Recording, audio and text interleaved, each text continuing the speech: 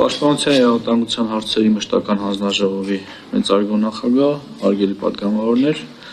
կառավարության օրենսդրական նախաձեռնության կարգով ներկայացված զինվորական ծառայության և զինծառայողի կարգավիճակի մասին օրենքում փոփոխություններ և լրացում կատարելու մասին օրենքի նախագծի համաձայն վերանայվում են պայմանագրային զինծառայողների պարտադիր ատեստավորման դեպքերը,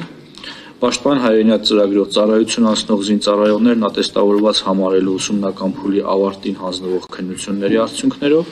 պայմանով, որ զինծառայողը նշանակվել է ստացած զինվորական մասնագիտությանը համապատասխանող զինվորական պաշտոնի, իսկ Հայաստանի Հանրապետության ռազմաուսումնական հաստատություններ ավարտած և համապատասխան սպայական պաշտոնի նշանակված զինծառայողներն ատեստավորված են համարվելու ռազմաուսումնական հաստատության ավարտական քննությունների արդյունքներով։ Երկու դեպքում էլ հավելավճարը հաշվարկվելու է պաշտոնի նշանակելու օրվանից։ Ներկայումս Պաշտպան հայրենիաց ծրագրով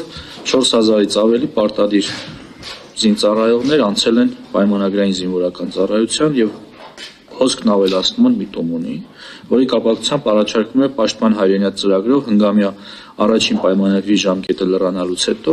2 կամ 5 տարով հերթական պայմանագիր կնքող զինծառայողների համար ևս նախատեսել պայմանագրի ժամկետի ավարտից հետո պատվովճար ստանալու հնարավորություն։ 2 տարվա դեպքում 1,5 միլիոն, 5 տարվա դեպքում 5 միլիոն դրամ։ Առաջարկվող կարգավորման նպատակն է լրացուցիչ նյութական մոտիվացիա ստեղծել հիմնականում 24-25 տարեկան զինծառայողների համար շարունակելու պայմանագրային զինվորական ծառայությունը, նրանց դիտարկելով որպես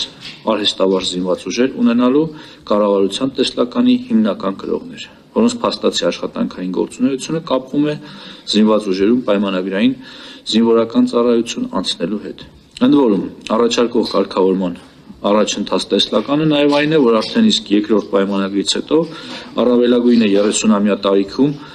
ունենալով մինչև 10 տարվա զինվորական ծառայության ստաժ, նշված զինծառայողների մեծամասնությունը կրկին կշարունակի զինվորական ծառայությունը։ Հարգելի գործընկերներ, խնդրում եմ հավանություն տալ օրենքի նախագծին։